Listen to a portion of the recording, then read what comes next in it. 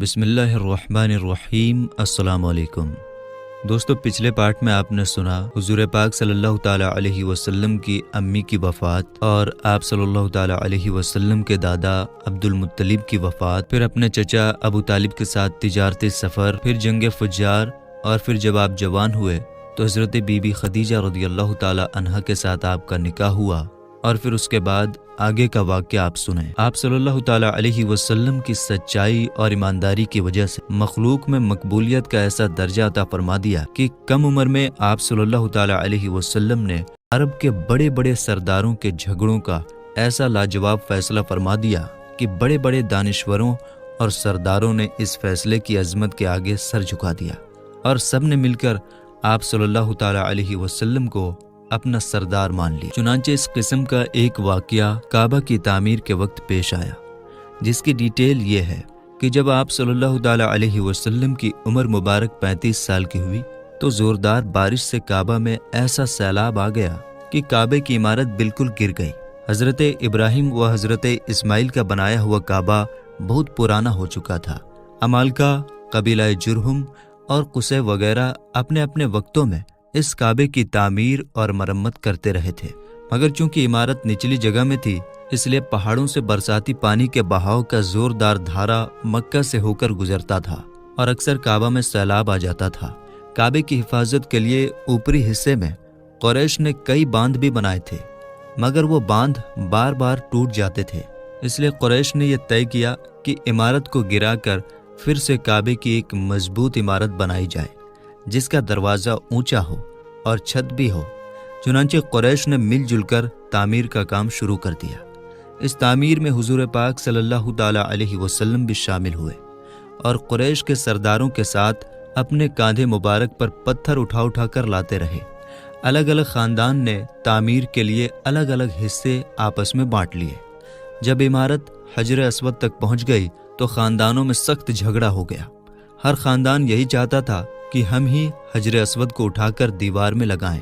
تاکہ ہمارے خاندان کے لیے یہ فخر کرنے کی وجہ بن جائے۔ اس جھگڑے میں 4 دن گزر گئے اور نوبت یہاں تک پہنچ گئی کہ لوگوں نے تلواریں نکال لی۔ بنو ابو الدار اور بنو عدی کے خاندان نے تو اس پر جان کی بازی لگا دی، اور زمانہ جاہلیت کے دستور کے مطابق اپنی قسموں کو مضبوط کرنے کے لیے ایک پیالے میں خون بھر کر اپنی انگلیاں اس میں ڈبو کر چاٹ لی۔ 5ویں دن کعبہ میں تمام عرب کے خاندان جمع ہوئے، اور اس جھگڑے کو سلجھانے کے لیے ایک بڑے بوڑھے شخص نے یہ مشورہ دیا کہ کل جو شخص صبح سویرے سب سے پہلے کعبہ میں داخل ہو اس کو پنچ مان لیا جائے، اور وہ جو فیصلہ کر دے سب اس کو مان لیں۔ چنانچہ سب نے یہ بات مان لی۔ اللہ تعالیٰ کی شان کہ صبح جو شخص کعبہ میں داخل ہوا وہ حضور رحمت عالم صلی اللہ تعالیٰ علیہ وسلم ہی تھے۔ آپ کو دیکھتے ہی سب پکار اٹھے کہ واللہ یہ امین ہیں،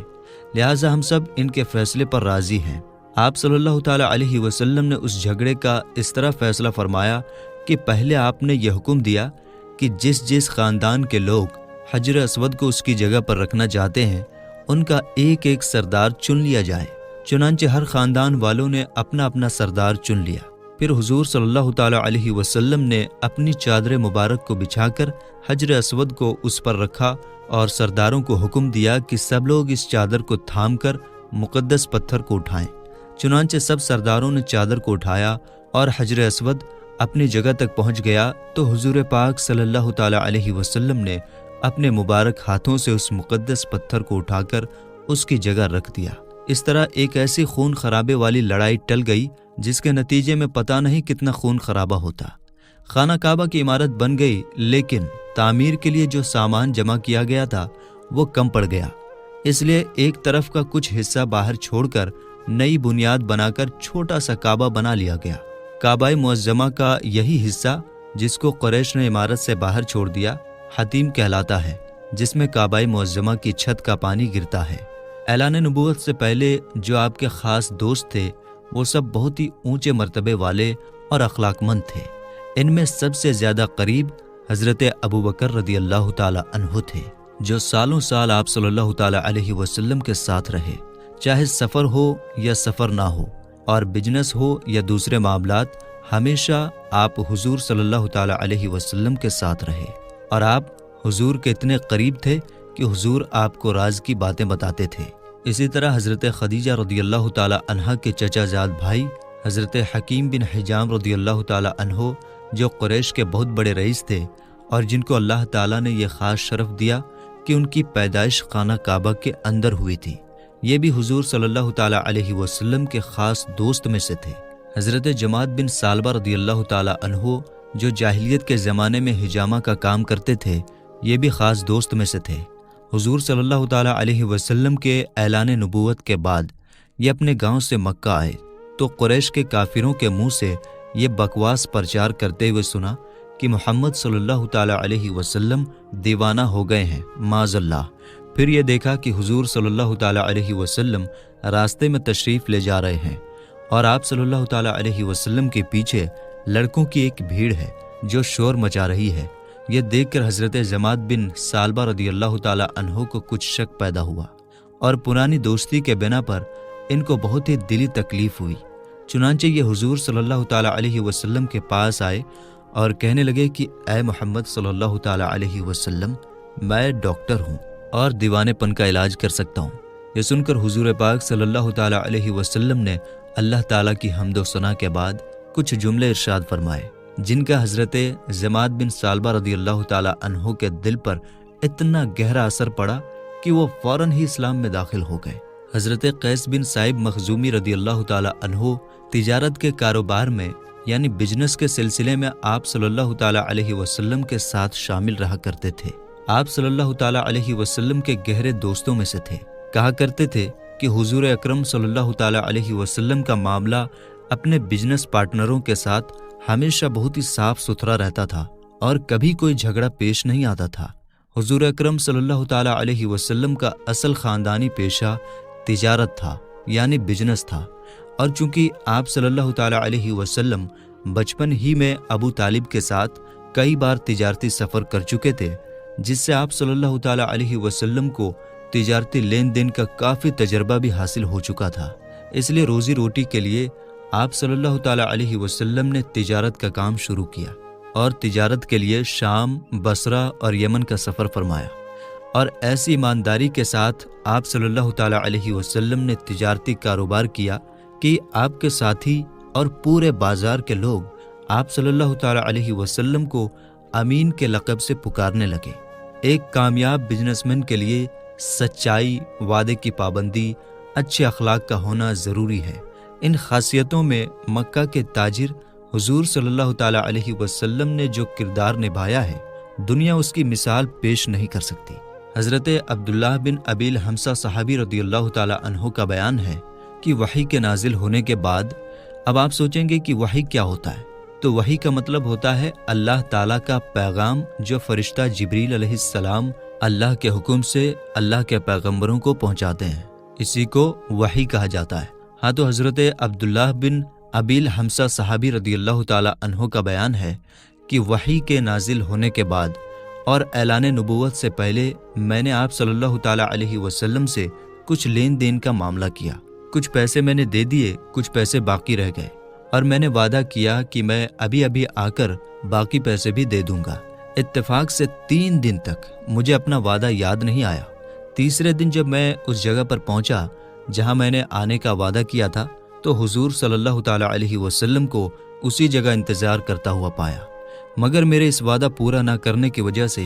حضور صلی اللہ تعالیٰ علیہ وسلم کے چہرہ مبارک پر ذرہ برابر بھی ناراضگی نہیں آئی۔ بس صرف آپ نے اتنا پوچھا کہ تم کہاں تھے؟ میں اس جگہ پر 3 دن سے تمہارا انتظار کر رہا ہوں۔ اسی طرح ایک صحابی حضرت صائب رضی اللہ تعالیٰ عنہ جب مسلمان ہو کر حضور صلی اللہ تعالیٰ علیہ وسلم کی بارگاہ میں حاضر ہوئے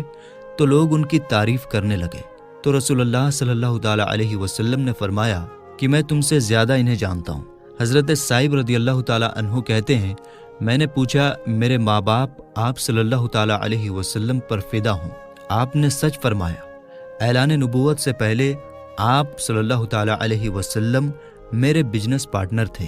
اور کیا ہی اچھے پارٹنر تھے۔ آپ نے کبھی لڑائی جھگڑا نہیں کیا تھا۔ حضور صلی اللہ تعالیٰ علیہ وسلم کا بچپنا ختم ہوا اور جوانی کا زمانہ آیا تو بچپن کی طرح آپ صلی اللہ تعالیٰ علیہ وسلم کی جوانی بھی عام لوگوں سے نرالی تھی، یعنی الگ تھی۔ آپ صلی اللہ تعالیٰ علیہ وسلم کی جوانی یہ تھی کہ آپ بے حد حیا فرماتے تھے۔ آپ کا چال چلن اس طرح سے تھا کہ کوئی بھی انسان اس میں کوئی کمی نہیں ڈھونڈ سکتا۔ اعلان نبوت سے پہلے حضور صلی اللہ تعالیٰ علیہ وسلم کی پوری زندگی بہترین اخلاق و عادات کا خزانہ تھی۔ سچائی، ایمانداری، وفاداری، وعدے کی پابندی، بزرگوں کی خدمت، چھوٹوں پر نرمی، رشتہ داروں سے محبت، قوم کے لوگوں کی خدمت، دوستوں سے ہمدردی محبت، غریبوں اور مفلسوں کی خبرگیری،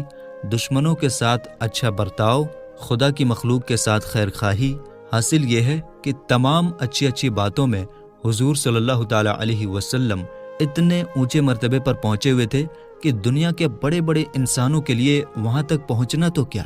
اس بارے میں سوچ بھی نہیں سکتے۔ کم بولنا، فضول باتوں سے نفرت کرنا، مسکراتے ہوئے چہرے کے ساتھ دشمنوں اور دوستوں سے ملنا، ہر معاملے میں سادگی اور صفائی کے ساتھ بات کرنا حضور صلی اللہ تعالیٰ علیہ وسلم کی خاص عادت تھی۔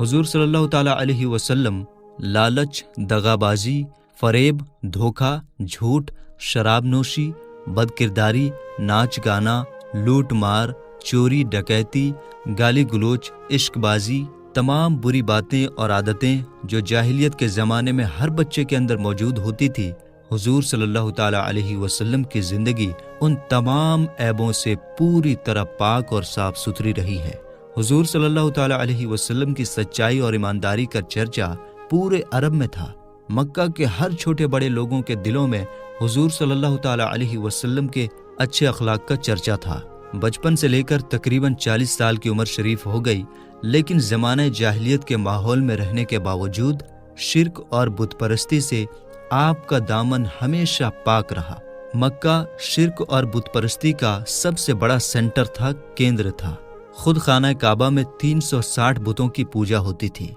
حضور صلی اللہ تعالیٰ علیہ وسلم کے خاندان والے ہی خانہ کعبہ کے مالک تھے، لیکن اس کے باوجود حضور صلی اللہ تعالیٰ علیہ وسلم نے کبھی بھی کسی بت کے سامنے اپنے سر کو نہیں جھکایا۔ حاصل یہ ہے کہ وحی کے نازل ہونے اور نبوت کے اعلان سے پہلے بھی حضور صلی اللہ تعالیٰ علیہ وسلم کی مقدس زندگی اچھے اخلاق اور اچھی چیزوں کا نمونہ تھی، اور تمام طرح کے چھوٹے بڑے عیبوں سے پاک اور صاف ستھری تھی۔ چنانچہ اعلان نبوت کے بعد حضور صلی اللہ تعالیٰ علیہ وسلم کے دشمنوں نے بہت کوشش کیا کہ کوئی چھوٹا سا عیب یا اخلاق سے گری ہوئی کوئی بات آپ کی زندگی کے کسی بھی دور میں مل جائے تو اس کو اچھال کر آپ کی زندگی میں کوئی گندا داغ لگا سکیں، آپ کو ذلیل کر سکیں۔ مگر اتہاس گواہ ہے کہ ہزاروں دشمن سوچتے سوچتے تھک گئے، کوشش کرتے کرتے زندگی کی سانس ختم ہو گئی، لیکن انہیں کوئی ایسا واقعہ نہیں مل سکا جس کی وجہ سے آپ صلی اللہ تعالیٰ علیہ وسلم کی زندگی پر کوئی عیب لگا سکے یا آپ کی عزت پر انگلی اٹھا سکے۔ ہر مسلمان اس حقیقت کو ماننے پر مجبور ہے کہ حضور صلی اللہ تعالیٰ علیہ وسلم کا کردار ایک ایسا کردار ہے جو حضور صلی اللہ تعالیٰ علیہ وسلم کے علاوہ کسی دوسرے کے لیے ممکن ہی نہیں ہے۔ یہی وجہ ہے کہ اعلان نبوت کے بعد وہ لوگ جنہیں اللہ تعالیٰ نے نیک بخت بنایا تھا، آپ کا کلمہ پڑھ کر تن من دھن کے ساتھ آپ پر قربان ہونے لگے، اور ان کی زبان پر جاری ہو گیا، فداکا ابی و امی یا رسول اللہ، یا رسول اللہ، ہمارے دل میں آپ کی اس قدر محبت ہے کہ اس محبت کے سامنے ہم اپنے ماں باپ کو بھی قربان کر سکتے ہیں۔ جب حضور صلی اللہ تعالیٰ علیہ وسلم کی مقدس زندگی کا 40واں سال شروع ہوا تو اچانک آپ صلی اللہ تعالیٰ علیہ وسلم کی ذات اقدس میں ایک نیا انقلاب ظاہر ہو گیا۔ پھر ایک دم آپ صلی اللہ تعالیٰ علیہ وسلم اکیلے میں رہنا پسند کرنے لگے، اور اکیلے تنہائی میں بیٹھ کر خدا کی عبادت کرنے کا ذوق و شوق پیدا ہو گیا۔ آپ صلی اللہ تعالیٰ علیہ وسلم کا ادھکتر وقت اللہ تعالیٰ کے قدرت کے نظاروں کو دیکھنے اور ان کے بارے میں غور و فکر کرنے میں گزرتا تھا۔ دن رات اللہ تعالیٰ کی ذات و صفات کے فکر میں ڈوبے رہتے اور اپنی قوم کے بگڑے ہوئے حالات کو سدھار کی فکر میں رہنے لگے۔ اور ان دنوں میں ایک نئی بات یہ بھی ہو گئی کہ حضور صلی اللہ تعالیٰ علیہ وسلم کو اچھے اچھے خواب نظر آنے لگے، اور آپ صلی اللہ تعالیٰ علیہ وسلم کا ہر خواب اتنا سچا ہوتا کہ خواب میں جو کچھ دیکھتے وہ سچ ہو جایا کرتا تھا۔ مکہ شریف سے تقریباً 3 میل کی دوری پر جبل ہیرا نامی پہاڑ کے اوپر ایک غار ہے، ایک گفا ہے جس کو غار ہیرا کہتے ہیں۔ آپ صلی اللہ تعالیٰ علیہ وسلم اکثر کئی دنوں کا کھانا پانی ساتھ لے کر اس غار کے اندر خدا کی عبادت میں لگے رہتے تھے۔ جب کھانا پانی ختم ہو جاتا تو کبھی خود گھر آ کر لے جاتے اور کبھی حضرت بی بی خدیجہ رضی اللہ تعالیٰ عنہا کھانا پانی غار میں پہنچا دیا کرتی تھیں۔ آج بھی یہ نورانی غار اپنی اصلی حالت میں موجود ہے اور لوگ اس کی زیارت بھی کرتے ہیں۔ ایک دن آپ صلی اللہ تعالیٰ علیہ وسلم غار حرا کے اندر اللہ تعالیٰ کی عبادت میں لگے ہوئے تھے کہ اچانک غار میں آپ صلی اللہ تعالیٰ علیہ وسلم کے پاس ایک فرشتہ ظاہر ہوا۔ یہ حضرت جبریل علیہ السلام تھے، جو ہمیشہ اللہ تعالیٰ کا پیغام اس کے رسولوں تک پہنچاتے رہے ہیں۔ فرشتے نے ایک دم کہا کہ پڑھیے۔ آپ صلی اللہ تعالیٰ علیہ وسلم نے فرمایا کہ میں پڑھنے والا نہیں ہوں۔ فرشتے نے آپ صلی اللہ تعالیٰ علیہ وسلم کو مضبوطی کے ساتھ چمٹ کر پکڑا اور چھوڑتے ہوئے فرمایا پڑھیے۔ آپ صلی اللہ تعالیٰ علیہ وسلم نے پھر فرمایا میں پڑھنے والا نہیں ہوں۔ فرشتے نے دوسری مرتبہ پھر آپ صلی اللہ تعالیٰ علیہ وسلم کو اپنے سینے سے چمٹایا اور چھوڑ کر کہا کہ پڑھیے۔ آپ صلی اللہ تعالیٰ علیہ وسلم نے پھر وہی جواب ارشاد فرمایا کہ میں پڑھنے والا نہیں ہوں۔ تیسری مرتبہ پھر فرشتے نے آپ صلی اللہ تعالیٰ علیہ وسلم کو بہت زور کے ساتھ اپنے سینے سے لگا کر چھوڑا اور کہا اقرأ بسم ربک الذی خلق خلق الانسان من علق اقرأ وربک الاکرم الذی علم بالقلم علم الانسان ما لم یعلم۔ ترجمہ: یہی سب سے پہلی وحی تھی جو آپ صلی اللہ تعالیٰ علیہ وسلم پر نازل ہوئی۔ ان آیتوں کو یاد کر کے حضور صلی اللہ تعالیٰ علیہ وسلم اپنے گھر تشریف لائے، مگر اس واقعے سے جو اچانک آپ صلی اللہ تعالیٰ علیہ وسلم کو پیش آیا، اس سے آپ صلی اللہ تعالیٰ علیہ وسلم کے دل مبارک پر گھبراہٹ تھی۔ آپ صلی اللہ تعالیٰ علیہ وسلم نے گھر والوں سے فرمایا کہ مجھے کمبل اڑھاؤ۔ جب آپ صلی اللہ تعالیٰ علیہ وسلم کا خوف دور ہوا اور کچھ سکون ہوا تو آپ صلی اللہ تعالیٰ علیہ وسلم نے حضرت بی بی خدیجہ رضی اللہ تعالیٰ عنہا سے غار میں پیش آنے والا واقعہ بیان کیا اور فرمایا کہ مجھے اپنی جان کا ڈر ہے۔ یہ سن کر حضرت بی بی خدیجہ رضی اللہ تعالیٰ عنہا نے کہا کہ نہیں، ہرگز نہیں، آپ صلی اللہ تعالیٰ علیہ وسلم کی جان کو کوئی خطرہ نہیں ہے۔ خدا کی قسم، اللہ تعالیٰ کبھی بھی آپ صلی اللہ تعالیٰ علیہ وسلم کو رسوا نہیں کرے گا۔ آپ صلی اللہ تعالیٰ علیہ وسلم تو رشتہ داروں کے ساتھ بہترین سلوک کرتے ہیں، دوسروں کا بوجھ اٹھاتے ہیں، خود کما کر مفلسوں اور محتاجوں کو دیتے ہیں، مسافروں کی مہمان نوازی کرتے ہیں اور حق و انصاف کے لیے سب کی مصیبتوں اور مشکلات میں کام آتے ہیں۔ حضرت خدیجہ رضی اللہ تعالیٰ عنہا آپ صلی اللہ تعالیٰ علیہ وسلم کو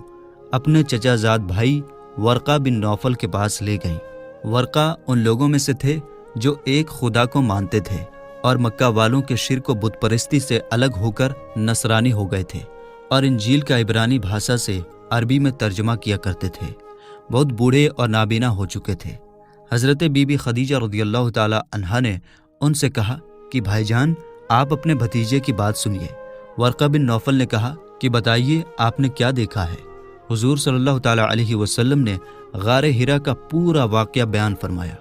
یہ سن کر ورقہ بن نوفل نے کہا کہ یہ تو وہی فرشتہ ہے جس کو اللہ تعالیٰ نے حضرت موسیٰ علیہ السلام کے پاس بھیجا تھا۔ پھر ورقہ بن نوفل کہنے لگے کہ کاش میں آپ صلی اللہ تعالیٰ علیہ وسلم کے اعلان نبوت کے زمانے تک تندرست اور جوان ہوتا،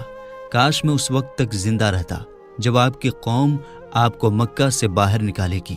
یہ سن کر حضور صلی اللہ تعالیٰ علیہ وسلم نے تعجب سے فرمایا کہ کیا مکہ والے مجھے مکہ سے نکال دیں گے؟ تو ورقہ نے کہا جی ہاں، جو شخص بھی آپ صلی اللہ تعالیٰ علیہ وسلم کی طرح نبوت لے کر آیا، لوگ اس کے ساتھ دشمنی کر بیٹھے۔ اس کے بعد کچھ دنوں تک وحی اترنے کا سلسلہ بند ہو گیا اور حضور صلی اللہ تعالیٰ علیہ وسلم وحی کے انتظار میں بے قرار رہنے لگے، یہاں تک کہ ایک دن حضور صلی اللہ تعالیٰ علیہ وسلم کہیں گھر سے باہر تشریف لے جا رہے تھے کہ کسی نے یا محمد صلی اللہ تعالیٰ علیہ وسلم کہہ کر پکارا۔ آپ صلی اللہ تعالیٰ علیہ وسلم نے آسمان کی طرف سر اٹھا کر دیکھا تو یہ نظر آیا کہ وہی فرشتہ حضرت جبریل علیہ السلام جو غار میں آیا تھا، آسمان و زمین کے درمیان ایک کرسی پر بیٹھا ہوا ہے۔ یہ منظر دیکھ کر آپ صلی اللہ تعالیٰ علیہ وسلم کے دل مبارک میں ایک ڈر کی کیفیت پیدا ہو گئی اور آپ صلی اللہ تعالیٰ علیہ وسلم گھر پر آ کر لیٹ گئے اور گھر والوں سے فرمایا کہ مجھے کمبل اڑھاؤ، مجھے کمبل اڑھاؤ۔ چنانچہ آپ صلی اللہ تعالیٰ علیہ وسلم کمبل اوڑھ کر لیٹے ہوئے تھے کہ اچانک آپ صلی اللہ تعالیٰ علیہ وسلم پر سورہ مدثر کی شروعاتی آیت نازل ہوئی اور رب تعالیٰ کا فرمان اتر پڑا کہ یا ایھا المدثر قم فانذر وربک فکبر وثیابک فطہر والرجز فہجر، یعنی اے بالا پوش اوڑھنے والے کھڑے ہو جاؤ، پھر ڈر سناؤ اور اپنے رب ہی کی بڑائی بولو اور اپنے کپڑے پاک رکھو اور بتوں سے دور رہو۔ ان آیات کے نازل ہونے کے بعد حضور صلی اللہ تعالیٰ علیہ وسلم کو اللہ تعالیٰ نے اسلام کی دعوت دینے پر مقرر کر دیا، اور آپ صلی اللہ تعالیٰ علیہ وسلم اللہ کے حکم کے مطابق اسلام کی دعوت دینے کے لیے تیار ہو گئے۔ اسلام کی دعوت کے لیے 3 دور چلا۔ پہلے دور میں 3 سال تک حضور صلی اللہ تعالیٰ علیہ وسلم چھپ چھپ کر اسلام کی تبلیغ کرتے رہے، اور اس درمیان میں عورتوں میں سب سے پہلے حضرت بی بی خدیجہ رضی اللہ تعالیٰ عنہا، اور آزاد مردوں میں سب سے پہلے حضرت ابوبکر صدیق رضی اللہ تعالیٰ عنہ، اور لڑکوں میں سب سے پہلے حضرت علی رضی اللہ تعالیٰ عنہ، اور غلاموں میں سب سے پہلے حضرت زید بن حارثہ رضی اللہ تعالیٰ عنہ ایمان لائے۔ پھر حضرت ابوبکر صدیق کی دعوت و تبلیغ سے حضرت عثمان غنی، حضرت زبیر بن عوام، حضرت عبد الرحمن بن عوف، حضرت سعد بن ابی وقاص، حضرت طلحہ بن عبیدہ رضی اللہ تعالیٰ عنہم بھی جلد ہی دامن اسلام میں آ گئے۔ پھر کچھ دنوں کے بعد حضرت ابو عبیدہ بن زراح، حضرت ابو سلمہ، عبداللہ بن عبد الاسد، حضرت ارقم بن ابو ارقم، حضرت عثمان بن مظعون اور ان کے دونوں بھائی حضرت قدامہ اور حضرت عبداللہ رضی اللہ تعالیٰ عنہم بھی اسلام میں داخل ہو گئے۔ پھر کچھ زمانے کے بعد حضرت ابو ذر غفاری اور حضرت صہیب رومی، حضرت عبیدہ بن حارث بن عبد المطلب، سعید بن زید بن عمرو بن نوفل اور ان کی بیوی فاطمہ بنت خطاب، حضرت عمر کی بہن رضی اللہ تعالیٰ عنہم نے بھی اسلام قبول کر لیا، اور حضور صلی اللہ تعالیٰ علیہ وسلم کی چچی حضرت ام الفضل، حضرت عباس بن عبد المطلب کی بیوی اور حضرت اسماء بنت ابو بکر رضی اللہ تعالیٰ عنہم بھی مسلمان ہو گئیں۔ ان کے علاوہ دوسرے بہت سے مردوں اور عورتوں نے بھی اسلام قبول کر لیا۔ 3 سال تک چھپ کر اسلام کی دعوت دینے سے ایک مسلمانوں کی جماعت تیار ہو گئی۔ اس کے بعد اللہ تعالیٰ نے اپنے حبیب صلی اللہ تعالیٰ علیہ وسلم پر سورہ شعراء کی آیت وَأَنذِرْ عَشِيرَتَكَ الْأَقْرَبِينَ نازل فرمائے، اور اللہ تعالیٰ کا حکم ہوا کہ اے محبوب، آپ اپنے قریبی خاندان والوں کو خدا سے ڈرائیے۔ تو حضور صلی اللہ تعالیٰ علیہ وسلم نے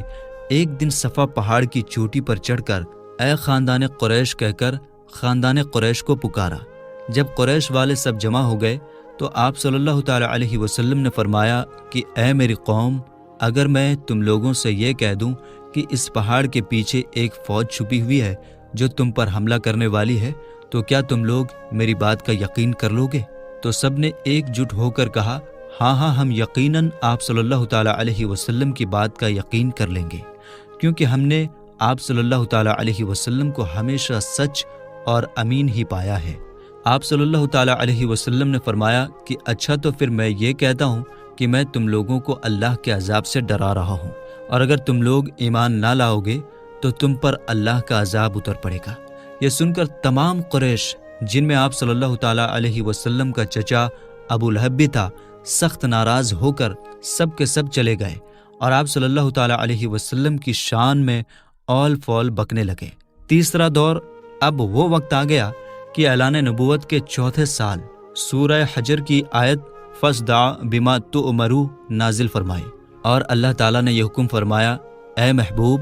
آپ کو جو حکم دیا گیا اس کو علل اعلان فرمائیے، یعنی اعلانیہ طور پر بیان کیجیے۔ چنانچہ اس کے بعد آپ صلی اللہ تعالیٰ علیہ وسلم اعلانیہ طور پر اسلام کی دعوت دینے لگے،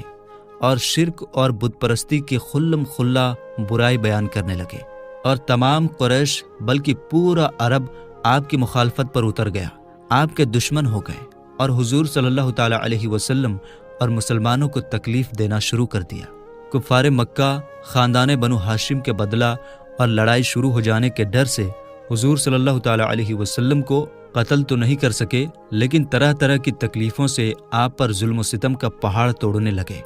चुनांचे सबसे पहले तो हुजूर सल्लल्लाहु ताला अलैहि वसल्लम को जादूगर, शायर, मजनू होने का हर शहर और बाजार में जोरदार प्रचार करने लगे। आप सल्लल्लाहु ताला अलैहि वसल्लम के पीछे बदमाश लड़कों की जमात लगा दिया जो रास्तों में आप सल्लल्लाहु ताला अलैहि वसल्लम को गालियां देते और ये दीवाना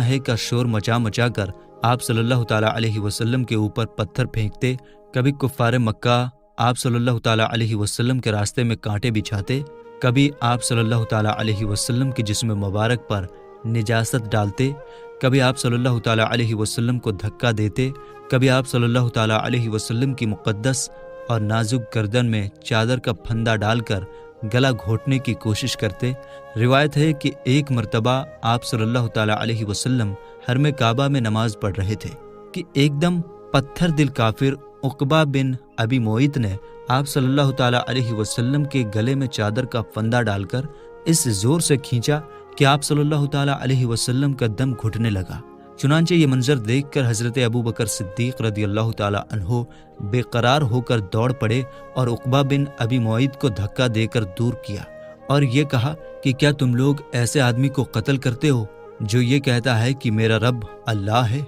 इस धक्कम धक्का में हजरत अबू बकर सिद्दीक रदियल्लाहु ताला अन्हो ने कुफ़ार को मारा भी और कुफ़ार की मार भी खाई। कुफ़ार आप सल्लल्लाहु ताला अलैहि वसल्लम के मोजज़ात और रूहानी तासुरात को देखकर आप सल्लल्लाहु ताला अलैहि वसल्लम को सबसे बड़ा जादूगर कहते। जब हुजूर सल्लल्लाहु ताला अलैहि वसल्लम कुरान शरीफ की तिलावत फरमाते तो ये कुफ़ार कुरान और कुरान को लाने वाले जिब्रील और कुरान को नाजिल फरमाने वाले अल्लाह ताला को और आप सल्लल्लाहु ताला अलैहि वसल्लम को गालियां देते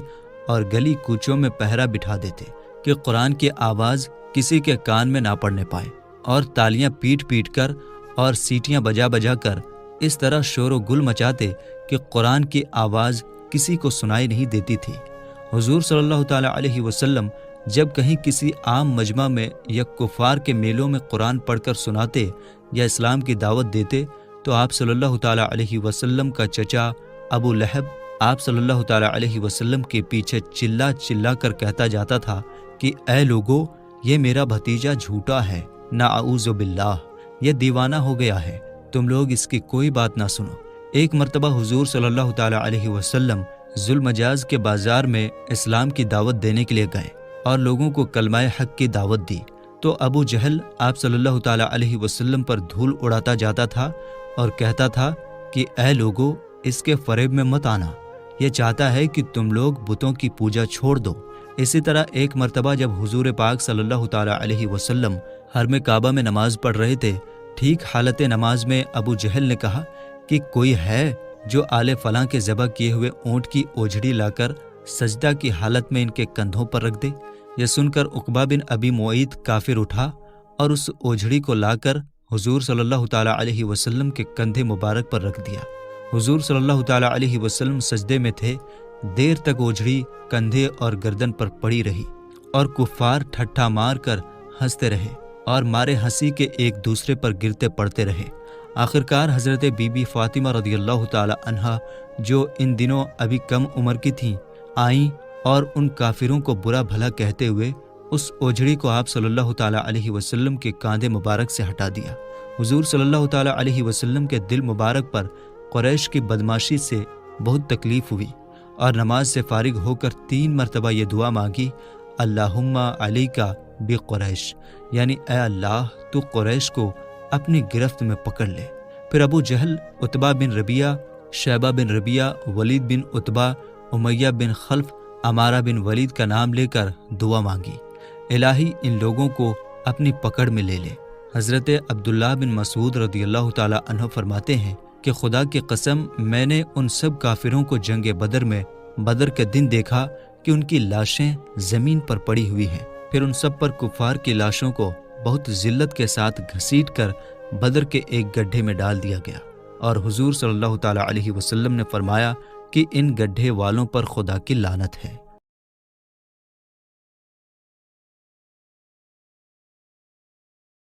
इनमें से अक्सर लोग मालदार थे और दिन रात हुजूर पाक सल्लल्लाहु ताला अलैहि वसल्लम को تکلیف پہنچانے میں لگے رہتے تھے۔ مکہ کے کافروں نے صرف حضور پاک صلی اللہ تعالیٰ علیہ وسلم ہی پر ظلم و ستم کا پہاڑ نہیں توڑا، بلکہ حضور پاک صلی اللہ تعالیٰ علیہ وسلم کے ساتھ ساتھ آپ کے چاہنے والے مسلمانوں پر بھی ایسے ایسے ظلم و ستم کے پہاڑ توڑے کہ مکہ کی زمین بھی بلبلا اٹھی، کانپ گئی۔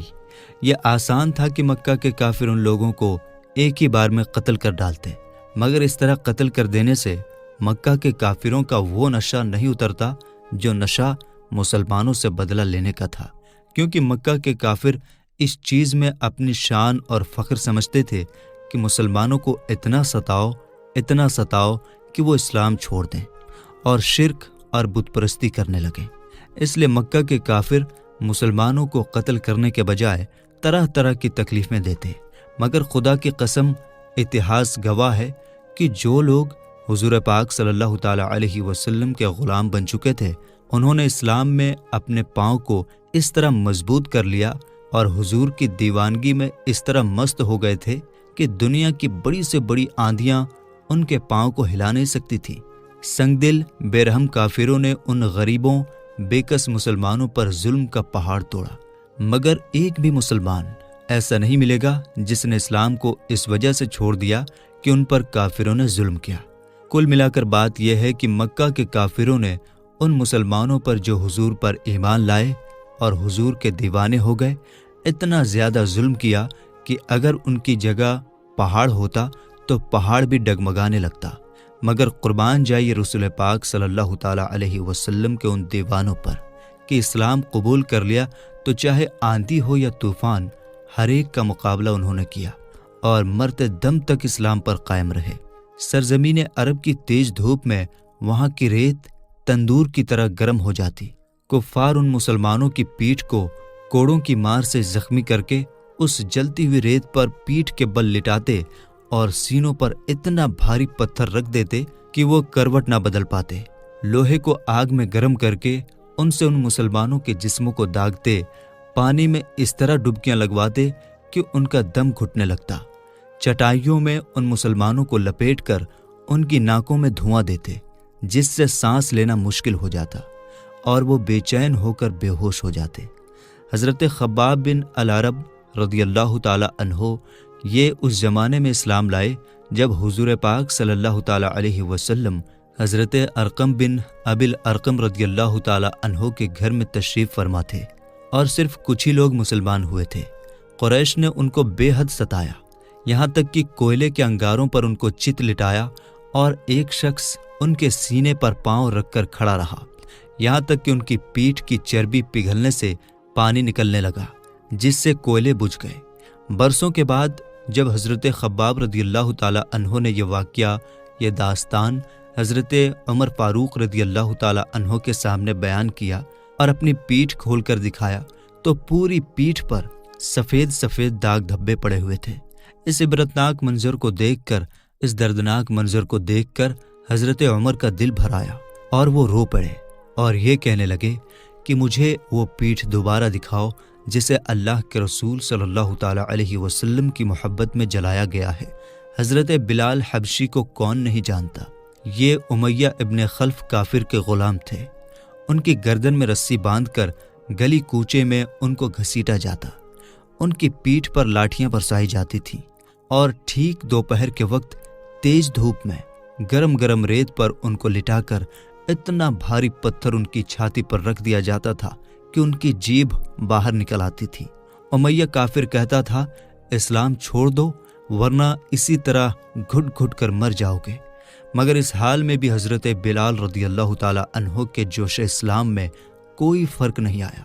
بلکہ زور زور سے اونچی آواز میں حضرت بلال عہد عہد کا نعرہ لگاتے، جس کا معنی ہوتا ہے خدا ایک ہے، خدا ایک ہے۔ حضرت عمار بن یاسر رضی اللہ تعالیٰ عنہ کو گرم گرم بالو پر چت لٹا کر قریش کے کافر اس طرح مارتے تھے کہ یہ بے ہوش ہو جاتے تھے۔ ان کی ماں حضرت بی بی سمیہ رضی اللہ تعالیٰ عنہ کو اسلام قبول کرنے کی وجہ سے ابو جہل نے ان کی ناف کے نیچے ایسا نیزہ مارا کہ یہ شہید ہو گئیں۔ حضرت عمار رضی اللہ تعالیٰ عنہ کے باپ حضرت یاسر رضی اللہ تعالیٰ عنہ بھی کافروں کی مار کھاتے کھاتے شہید ہو گئے۔ حضرت صہیب رومی رضی اللہ تعالیٰ عنہ کو مکہ کے کافر ایسی طرح طرح کی تکلیفیں دیتے اور ایسی مار مارتے کہ یہ گھنٹوں بے ہوش رہتے۔ جب یہ مکہ چھوڑ کر جانے لگے تو مکہ کے کافروں نے کہا کہ تم اپنا سارا مال و سامان یہاں چھوڑ کر مدینہ جا سکتے ہو۔ آپ خوشی خوشی دنیا کی دولت پر لات مار کر ایمان کی دولت کو ساتھ لے کر مدینہ چلے گئے۔ حضرت ابو فقیہ رضی اللہ تعالیٰ عنہ صفوان بن امیہ کافر کے غلام تھے اور حضرت بلال حبشی رضی اللہ تعالیٰ عنہ کے ساتھ ہی مسلمان ہوئے تھے۔ جب صفوان کو ان کے اسلام قبول کرنے کے بارے میں پتہ چلا تو اس نے ان کے گلے میں رسی کا پھندا ڈال کر ان کو گھسیٹا اور گرم جلتی ہوئی زمین پر ان کو چت لٹا کر سینے پر وزنی پتھر رکھ دیا۔ جب ان کو کفار گھسیٹ کر لے جا رہے تھے تو راستے میں اتفاق سے ایک گبریلا نظر آیا۔ امیہ کافر نے تانا مارتے ہوئے کہا کہ دیکھ، تیرا خدا یہی تو نہیں ہے؟ حضرت ابو فقیہ نے کہا،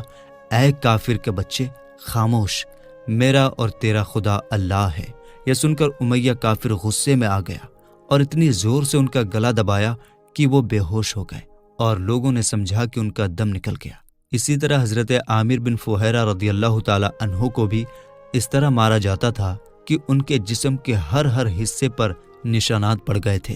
حضرت بی بی لبینہ رضی اللہ تعالی عنہا جو باندی تھی، لونڈی تھی، حضرت عمر رضی اللہ تعالی عنہ جب اسلام نہیں لائے تھے اس وقت اس غریب لونڈی کو اس طرح مارتے تھے کہ مارتے مارتے تھک جاتے تھے، مگر قربان جائیے حضرت لبینہ رضی اللہ تعالی عنہا پر کہ وہ اف تک نہیں کرتی تھی، بلکہ بہت خوشی خوشی اس تکلیف کو برداشت کرتی اور کہتی، اے عمر، اگر تم خدا کے سچے رسول پر ایمان نہیں لاؤ گے تو خدا تم سے ضرور اس کا بدلہ لے گا۔ حضرت زنیرہ رضی اللہ تعالی عنہا حضرت عمر رضی اللہ تعالی عنہ کے گھرانے کی باندی تھی۔ یہ مسلمان ہو گئیں تو ان کو اس طرح کافروں نے مارا کہ ان کی آنکھیں جاتی رہیں، یعنی وہ نابینا ہو گئیں، مگر خداوند تعالیٰ نے حضور پاک صلی اللہ تعالیٰ علیہ وسلم کی دعا سے ان کی آنکھوں میں روشنی عطا فرما دی تو کفار کہنے لگے کہ یہ محمد صلی اللہ تعالیٰ علیہ وسلم کے جادو کا اثر ہے، معاذ اللہ۔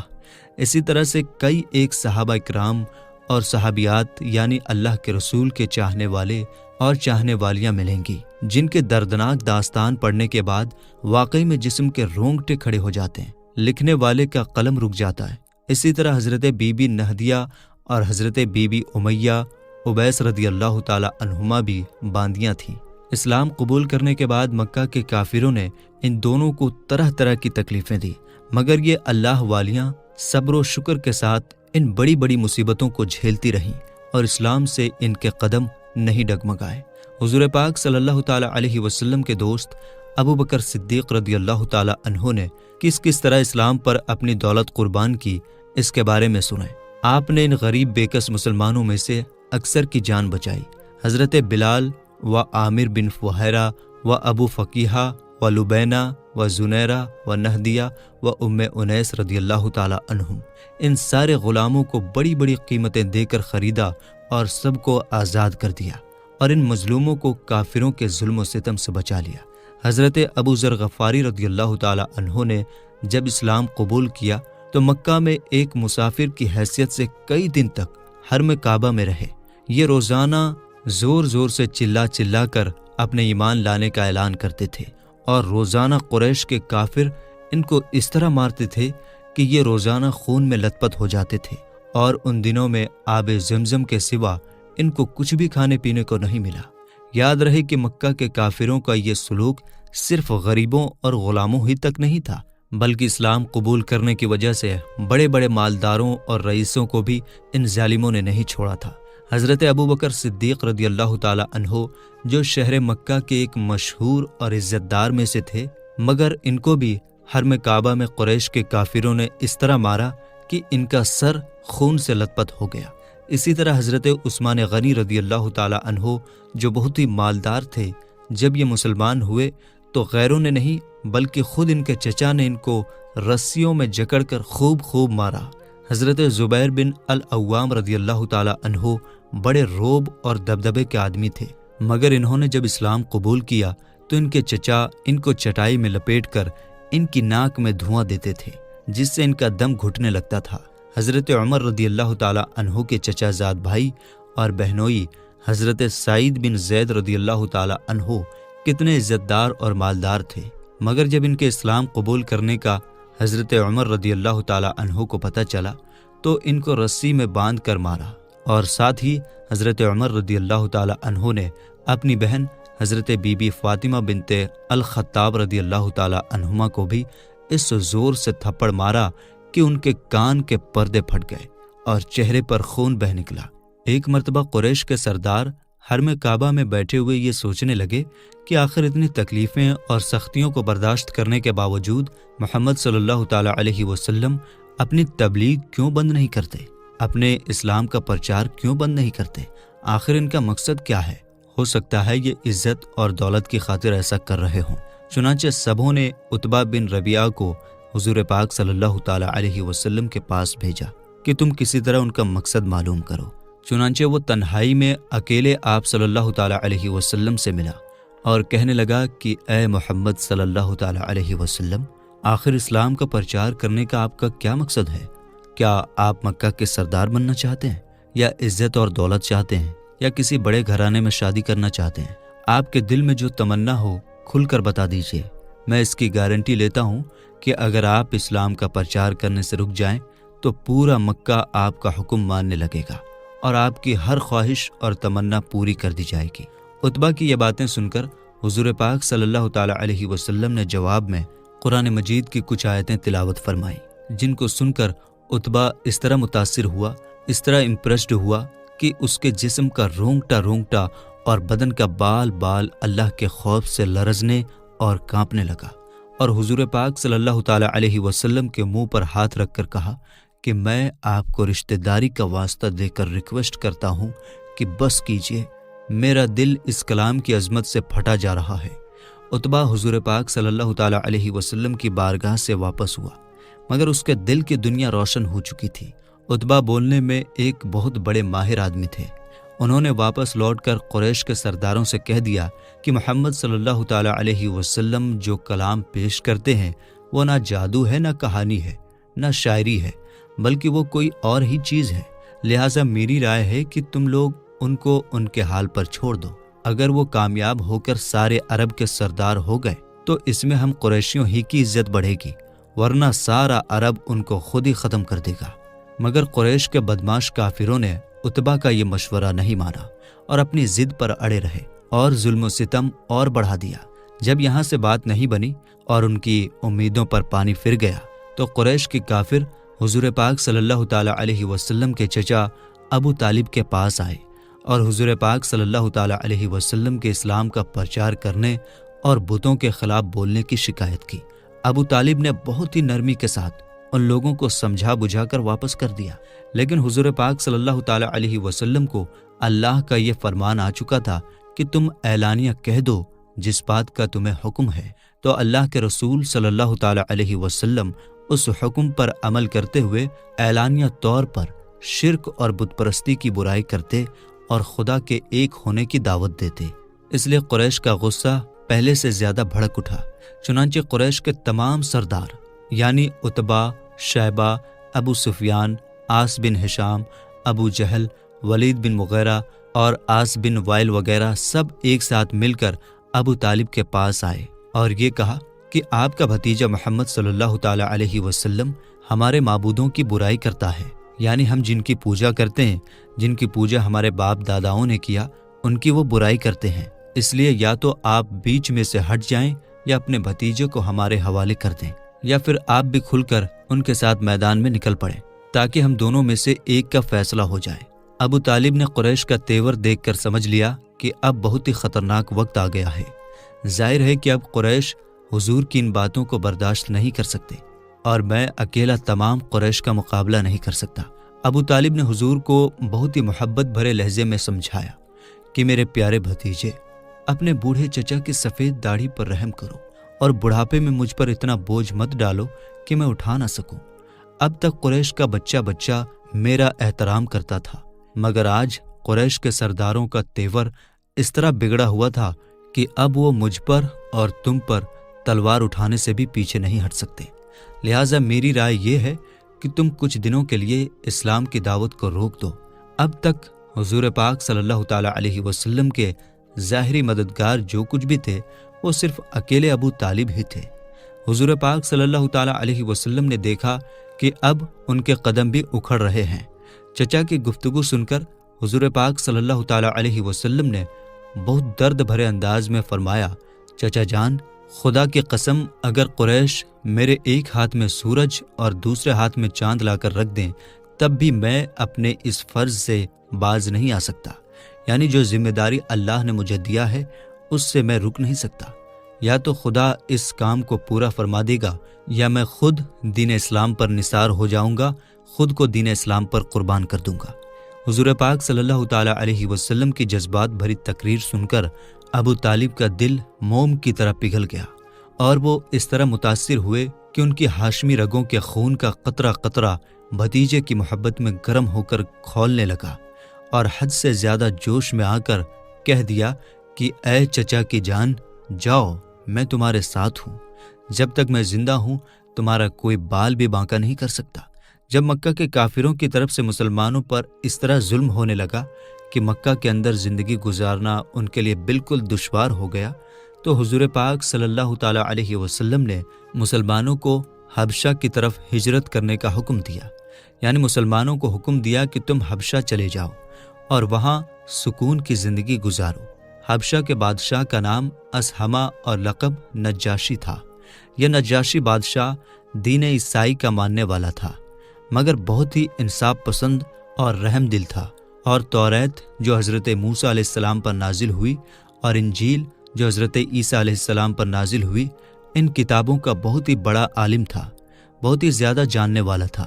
جانکار تھا۔ جب اللہ کے نبی صلی اللہ تعالیٰ علیہ وسلم نے نبوت کا اعلان فرمایا تو اعلان نبوت کے 5ویں سال رجب کے مہینے میں 11 مرد اور 4 عورتوں نے حضور پاک صلی اللہ تعالیٰ علیہ وسلم کے حکم سے مکہ چھوڑ کر حبشہ کی جانب ہجرت فرمایا، یعنی مکہ کو چھوڑ دیا اور حبشہ کو اپنا وطن بنا لیا۔ اسلام میں ان لوگوں نے جن لوگوں نے اسلام کی خاطر ہجرت کیا، یعنی مکہ کو چھوڑ کر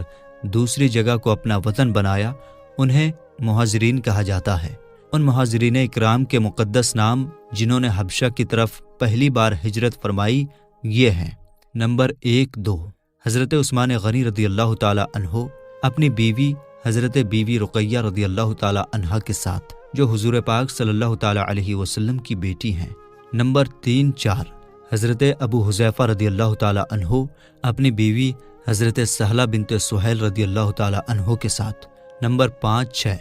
حضرت ابو سلمہ رضی اللہ تعالیٰ عنہ اپنی اہلیہ حضرت ام سلمہ رضی اللہ تعالیٰ عنہا کے ساتھ۔ نمبر 7-8 حضرت عامر بن ربیعہ رضی اللہ تعالیٰ عنہ اپنی بیوی حضرت لیلہ بنت ابی حشمہ رضی اللہ تعالیٰ عنہا کے ساتھ۔ نمبر 9 حضرت زبیر بن عوام۔ نمبر 10 حضرت مصعب بن عمیر رضی اللہ تعالیٰ عنہ۔ نمبر 11 حضرت عبد الرحمن بن عوف رضی اللہ تعالیٰ عنہ۔ نمبر 12 حضرت عثمان بن مظعون رضی اللہ تعالیٰ عنہ۔ نمبر 13 حضرت ابو صبرہ بن ابی رحم یا حاتب بن عمرو رضی اللہ تعالیٰ عنہما۔ نمبر 14 حضرت سہیل بن بیضہ رضی اللہ تعالیٰ عنہ۔ نمبر 15 حضرت عبداللہ بن مسعود رضی اللہ تعالیٰ عنہ۔ مکہ کے کافروں کو جب ان لوگوں کے مکہ چھوڑنے کے بارے میں پتہ چلا تو ان ظالموں نے ان لوگوں کو گرفتار کرنے کے لیے ان کا پیچھا کیا، لیکن یہ لوگ کشتی پر سوار ہو کر روانہ ہو چکے تھے، اس لیے کفار ناکام ہو کر واپس لوٹے۔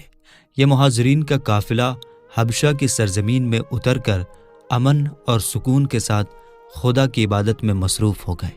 کچھ دنوں کے بعد اچانک یہ خبر پھیل گئی کہ مکہ کے کفار مسلمان ہو گئے۔ یہ خبر سن کر کچھ لوگ حبشہ سے مکہ واپس لوٹ آئے، مگر یہاں آ کر پتہ چلا کہ یہ خبر غلط تھی۔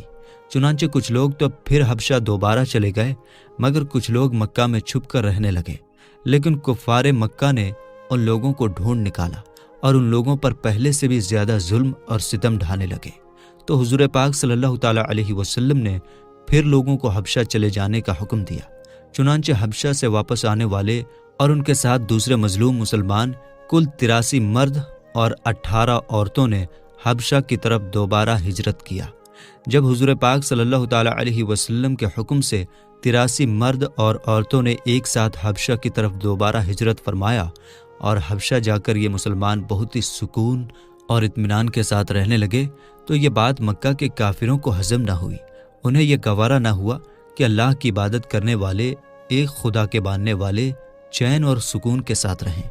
چنانچہ ان ظالموں نے کچھ تحفے کے ساتھ عمر بن عاص اور عمارہ بن ولید کو حبشہ کے بادشاہ نجاشی کے دربار میں اپنا قاصد بنا کر بھیجا۔ پیغام جو لوگ پہنچاتے ہیں ایک جگہ سے دوسری جگہ، انہیں قاصد کہتے ہیں۔ ان دونوں نے نجاشی کے دربار میں پہنچ کر تحفے پیش کیے اور بادشاہ کو سجدہ کر کے یہ فریاد کرنے لگے، یہ کہنے لگے کہ اے بادشاہ، ہمارے کچھ مجرم لوگ مکہ سے بھاگ کر آپ کے ملک میں پناہ لیے ہوئے ہیں، آپ ہمارے ان مجرموں کو ہمارے حوالے کر دیجیے۔ یہ سن کر نجاشی بادشاہ نے مسلمانوں کو اپنے دربار میں بلایا اور حضرت علی رضی اللہ تعالیٰ عنہ کے بھائی حضرت جعفر رضی اللہ تعالیٰ عنہ مسلمانوں کے لیڈر بن کر گفتگو کے لیے آگے بڑھے اور دربار کے آداب کے مطابق بادشاہ کے آگے سر نہیں جھکایا۔ یہاں ایک بات آپ سب کو بتا دینا ضروری سمجھتا ہوں کہ پہلے جب بادشاہوں کا دور ہوتا تھا، جب کوئی ان کے پاس جاتے ہیں تو ان کے دربار کے آداب میں سے ایک ادب یہ ہے کہ وہ اس بادشاہ کے لیے اپنا سر جھکاتے تھے، اور آج بھی جہاں بادشاہ ہیں لوگ وہاں اپنا سر جھکاتے ہیں۔ تو حضرت جعفر نے دربار کے جو آداب ہیں ان کے مطابق بادشاہ کے آگے سر نہیں جھکایا، بلکہ صرف سلام کر کے کھڑے ہو گئے۔ درباریوں نے ٹوکا کہ تم نے سجدہ کیوں نہیں کیا؟ تو حضرت جعفر رضی اللہ تعالیٰ عنہ نے فرمایا کہ ہمارے رسول صلی اللہ تعالیٰ علیہ وسلم نے خدا کے سوا کسی اور کو سجدہ کرنے سے منع فرمایا ہے۔ یعنی ہمارے رسول صلی اللہ تعالیٰ علیہ وسلم نے فرمایا ہے کہ سجدہ صرف خدا کے لیے کیا جائے گا، اس کے علاوہ کسی اور کے لیے سجدہ جائز نہیں ہے، اس لیے میں بادشاہ کو سجدہ نہیں کر سکتا۔ اس کے بعد حضرت جعفر بن ابی طالب رضی اللہ تعالیٰ عنہ نے بادشاہ کے دربار میں اس طرح تقریر شروع فرمائی کہ اے بادشاہ، ہم لوگ ایک جاہل قوم تھے، شرک اور بت پرستی کرتے تھے، لوٹ مار، چوری ڈکیتی، ظلم و ستم اور طرح طرح کی برائیوں میں ہم مبتلا تھے۔ اللہ تعالیٰ نے ہماری قوم میں ایک شخص کو اپنا رسول بنا کر بھیجا، جن کے حسب نسب، صدق اور دیانت کو ہم پہلے سے جانتے تھے۔ یعنی ہماری قوم میں ایک ایسے شخص کو اپنا رسول بنا کر بھیجا جن کا حسب اور نسب سب سے بہتر ہے، جو بات کرتے ہیں تو سچائی اور ایمانداری کے ساتھ بات کرتے ہیں، اور اس کی گواہی پورے عرب کے لوگ دیتے ہیں۔ اس رسول نے ہم کو شرک اور بت پرستی سے روک دیا اور صرف ایک خدا کی عبادت کا حکم اور ہر قسم کے ظلم و ستم اور تمام طرح کی برائیوں سے ہم کو منع فرما دیا۔ ہم اس رسول پر ایمان لائے، شرک اور بت پرستی کو چھوڑ کر تمام برے کاموں سے توبہ کر لیا۔ بس ہمارا یہی ایک گناہ ہے جس پر ہماری قوم ہماری جان کی دشمن ہو گئی، اور ان لوگوں نے ہمیں اتنا ستایا کہ ہم اپنے وطن کو چھوڑ کر آپ کے ملک میں پناہ لینے پر مجبور ہو گئے تاکہ ہم یہاں سکون کے ساتھ زندگی گزار سکیں۔ اب یہ لوگ ہمیں مجبور کر رہے ہیں کہ ہم پھر اسی پرانی گمراہی، شرک اور بت پرستی میں واپس لوٹ جائیں۔ حضرت جعفر رضی اللہ تعالیٰ عنہ کی تقریر سے نجاشی بادشاہ بے حد متاثر ہوا۔ یہ دیکھ کر کفار مکہ نے جو قاصد بھیجا تھا، عمر بن علاس، اس نے اپنے ترکش کا آخری تیر بھی پھینک دیا اور کہا کہ اے بادشاہ، یہ مسلمان لوگ آپ کے نبی حضرت عیسیٰ علیہ السلام کے بارے میں کچھ دوسرا ہی عقیدہ رکھتے ہیں، دوسرا ہی خیال رکھتے ہیں، جو آپ کے عقیدے کے بالکل خلاف ہے۔ یہ سن کر نجاشی بادشاہ نے حضرت جعفر رضی اللہ تعالیٰ عنہ سے اس بارے میں سوال کیا، تو حضرت جعفر نے سورہ مریم کی تلاوت فرمائی۔ اللہ کے کلام کی تاثیر سے نجاشی بادشاہ کے دل پر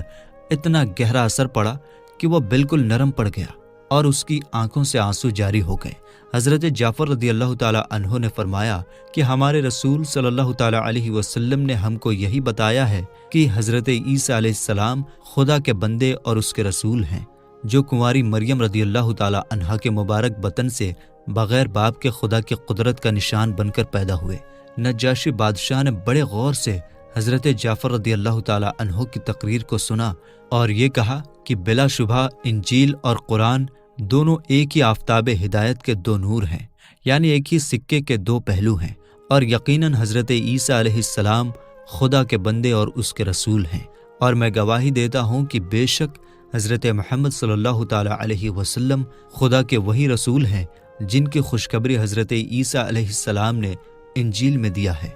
اگر میں بادشاہی معاملات کا پابند نہ ہوتا تو میں خود مکہ جا کر رسول اکرم صلی اللہ تعالیٰ علیہ وسلم کی جوتیاں سیدھی کرتا اور ان کے قدم دھوتا۔ بادشاہ کی تقریر سن کر اس کے درباری کٹر قسم کے جو عیسائی تھے ناراض ہو گئے اور غصے میں آ گئے، مگر نجاشی بادشاہ نے ایمانی جوش میں سب کو ڈانٹ پھٹکار کر خاموش کر دیا اور کفار مکہ کے تحفوں کو واپس لوٹا کر عمر بن العاص اور عمارہ بن ولید کو دربار سے نکلوا دیا اور مسلمانوں سے کہہ دیا کہ تم لوگ میری سلطنت میں جہاں چاہو امن اور سکون کے ساتھ زندگی بسر کرو، کوئی تمہارا کچھ بھی بگاڑ نہیں سکتا۔ میں یہ بات بتا دینا مناسب سمجھتا ہوں کہ نجاشی بادشاہ مسلمان ہو گیا تھا۔ چنانچہ ان کے انتقال پر حضور صلی اللہ تعالیٰ علیہ وسلم نے مدینہ منورہ میں ان کی نماز جنازہ پڑھی۔ حالانکہ نجاشی بادشاہ کا انتقال حبشہ میں ہوا تھا اور وہ حبشہ ہی میں دفن بھی ہوئے، مگر حضور پاک صلی اللہ تعالیٰ علیہ وسلم نے مدینہ میں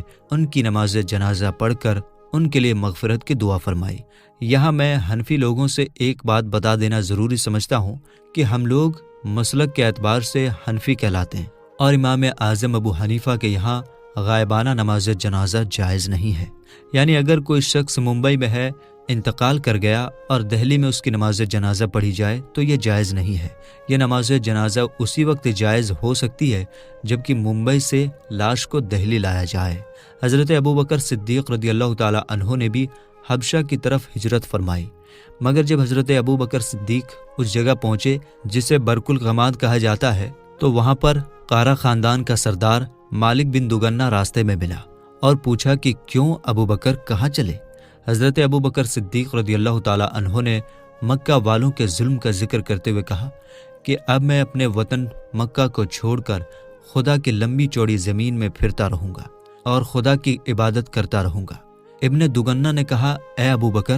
آپ جیسا آدمی نہ شہر سے نکل سکتا ہے نہ نکالا جا سکتا ہے، آپ دوسروں کا بوجھ اٹھاتے ہیں۔ حرم شریف کے اندر جو طواف کرنے کے لیے آتے ہیں ان کی آپ مہمان نوازی کرتے ہیں، خود کما کما کر مفلسوں اور غریبوں کو مدد کرتے ہیں، حق کے کاموں میں سب کی مدد کرتے ہیں۔ آپ میرے ساتھ مکہ واپس چلیے، میں آپ کو اپنی پناہ میں لیتا ہوں، یعنی آپ کی حفاظت کی ذمہ داری قبول کرتا ہوں۔ ابن دگنہ نے حضرت ابوبکر صدیق رضی اللہ تعالیٰ عنہ کو زبردستی مکہ واپس لایا اور تمام کفار مکہ سے کہہ دیا کہ میں نے ابوبکر صدیق رضی اللہ تعالیٰ عنہ کو اپنی پناہ میں لے لیا، لہٰذا خبردار کوئی ان کو نہ ستائے۔ کفار مکہ نے کہا، ہم کو اس شرط پر منظور ہے کہ ابوبکر اپنے گھر کے اندر چھپ کر قرآن کریم پڑھیں تاکہ ہماری عورتوں اور بچوں کے کان میں قرآن کی آواز نہ پہنچے۔ ابن دگنہ نے کفار کی شرط کو منظور کر لیا اور حضرت ابوبکر صدیق رضی اللہ تعالیٰ عنہ کچھ دنوں تک اپنے گھر کے اندر قرآن پڑھتے رہے،